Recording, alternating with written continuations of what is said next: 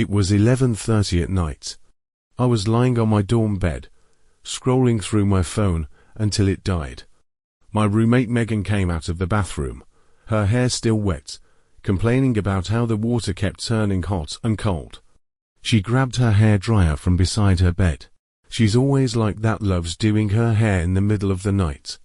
I wanted to say something to her, but I was too tired. I rolled over and closed my eyes.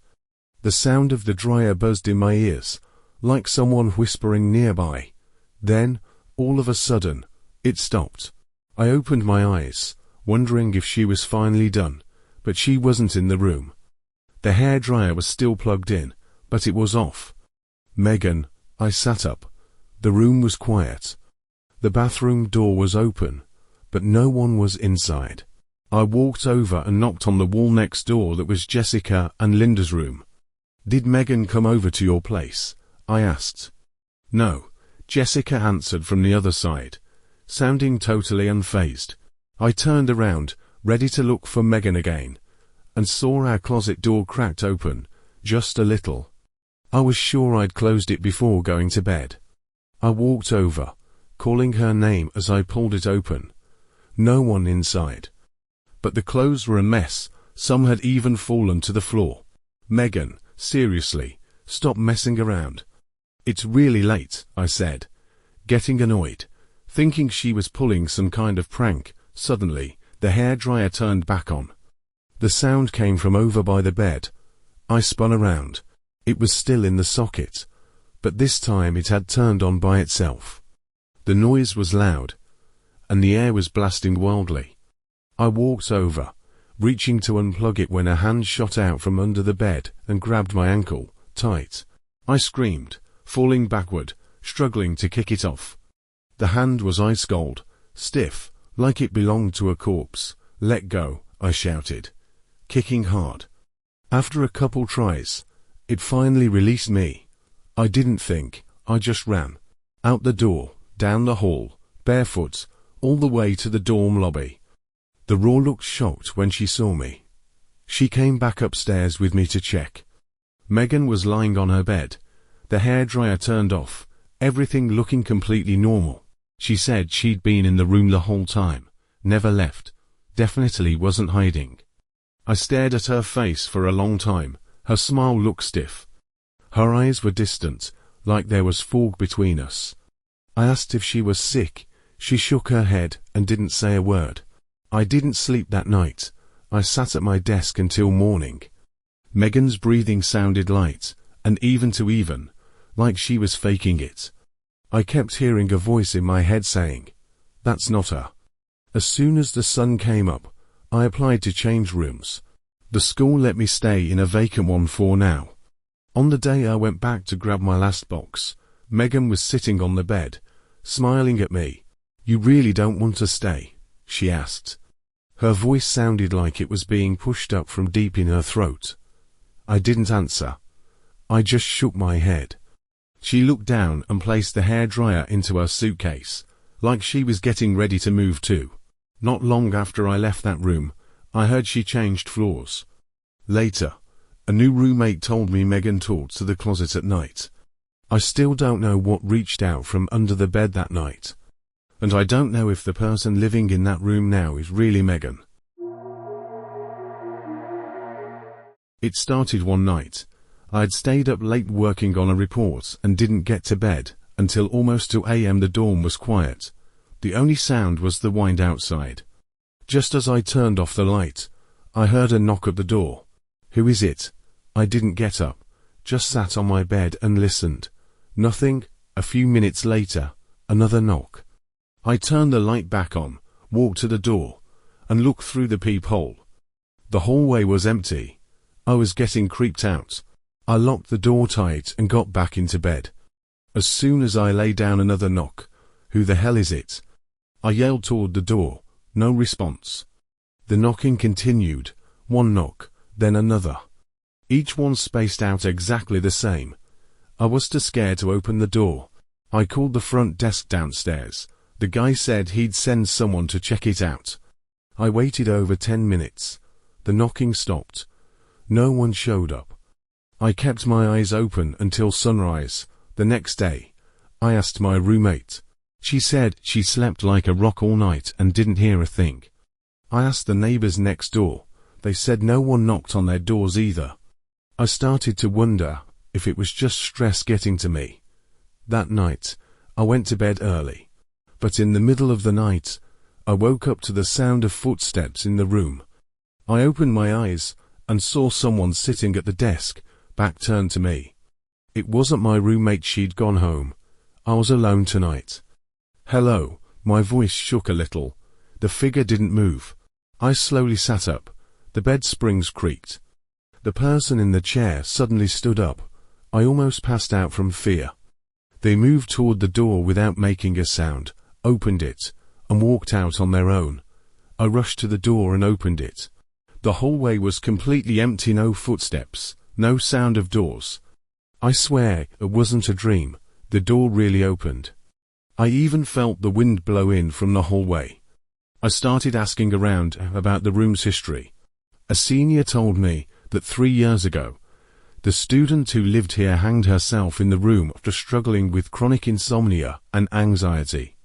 Ever since then, during midterm week every year, someone hears knocking at night. I went to the dorm supervisor, but he didn't want to talk. Just gave me a form to apply for a room change. After I moved, that feeling slowly faded. But sometimes at night, I still dream of the person sitting in that chair. She never says a word, just sits there, perfectly still. It was during spring break that I realized something was wrong. The whole dorm building was nearly empty, just me, and one other girl staying behind. Her name was Ellie. I didn't know much about her. Just remembered she always wore an oversized grey hoodie and sat in the farthest corner of the library, staying there all day. Once the dorms emptied out, the hallways went completely silent. You could even hear the pipes from the floor above. That first night, I took a shower and got ready for bed. Just as I turned off the lights, I heard footsteps outside my door. The sound of slippers dragging loudly across the floor, pacing back and forth, but never leaving.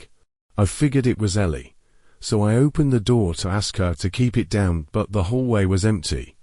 The floor was dry, no sign of any slippers. I shut the door, locked it, and told myself I must have imagined it. Same thing the next night. But this time, the footsteps stopped right outside my door. I stared at the door for nearly 5 minutes. Nothing happened. Then, slowly, the steps walked away. On the third day, I finally got up the courage to knock on Ellie's door after dinner. Her room was at the end of the hall. There was light coming from under her door, but no sound inside. I knocked twice. The door cracked open. She stood behind it, mostly hidden in the shadows, only half her face showing. Her eyes looked dull, like she hadn't slept in days. "Have you heard anything at night?" I asked. She shook her head, didn't look at me, just turned and closed the door. That night, I didn't dare sleep. I left the desk lamp on. Around 3 a.m. something bumped into my door. I grabbed my phone and shone the light toward it. A piece of paper was slowly being slid under. I walked over and picked it up. On it, a single sentence: "He stands behind your desk at night." I bolted out of the room and ran to Ellie's door. When she opened it and saw me, her face went pale. "You saw him?" she asked. I didn't answer. I handed her the paper. She stared at it for a few seconds, then turned and came back with a voice recorder. "I recorded this 3 nights ago. It starts around 2 a.m. Listen to it." Back in my room, I put on headphones. My heart was pounding so hard it felt like it might burst. The recording started with static. Then came faint footsteps, the sound of someone breathing very close to the mic. "She's watching me. She knows I'm here. She's pretending to sleep. Will she remember me?" It was a man's voice, low, rough, like he was whispering directly into my ear. I froze, hands shaking. The recording kept playing more footsteps, moving around the room. She walked all the way to the end of the hall today. I thought she was going to open my door. Too bad. I called the police immediately. When they came, they found several recorders in Ellie's room, each with sounds from different dorm rooms. She said she'd originally just wanted to see if the dorm was haunted, but what she recorded scared her too much to sleep. The police checked the security cameras and found that a man had been sneaking into the dorm almost every night, climbing up to our floor using the fire escape. He wasn't a student and had no visitor records. The last time he got in was the night I got that note. I didn't go back to my room that night, slept in the front office downstairs. When I returned the next day, there was a long scratch on my door like someone had tried to force it open with a key. Ellie transferred schools after that. I moved out of the dorms too.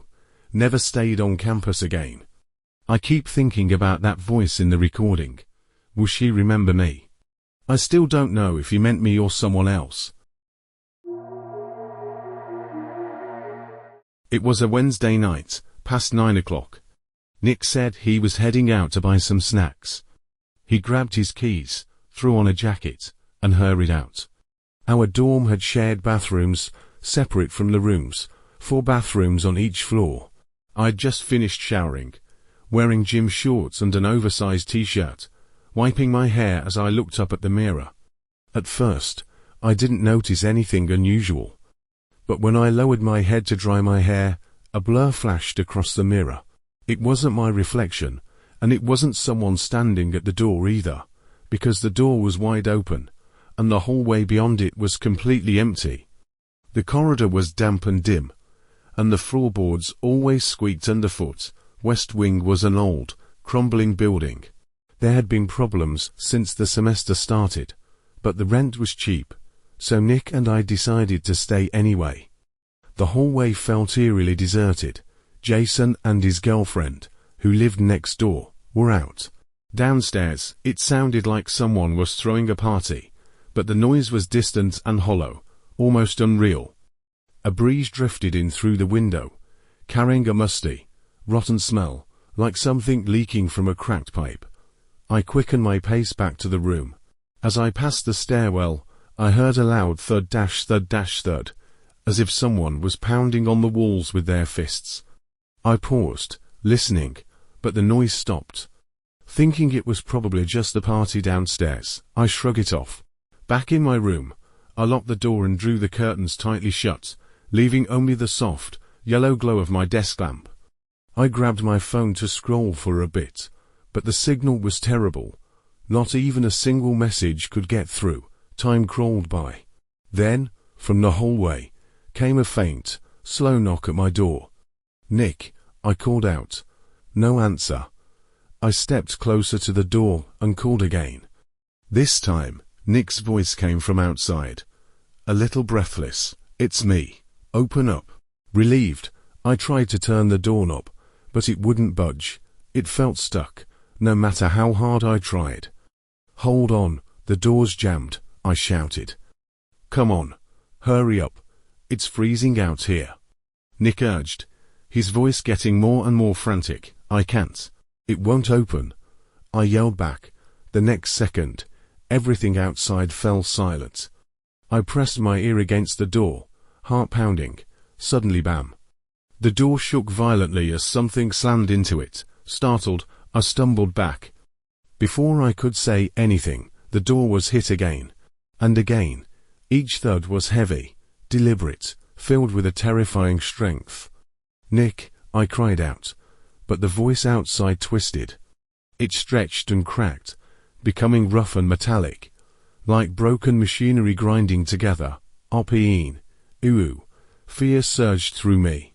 I bolted toward the window, yanked open the curtain, and there, under the dim courtyard light, was Nick. He was waving up at me, a bag of snacks in hand. "Come on. Help me out." I dropped my keys, he shouted. My mind went blank. Slowly, I turned back to the door, still trembling under the pressure of something unseen. From the gap beneath it, a pool of thick, black liquid was oozing into the room, reeking of rust and blood.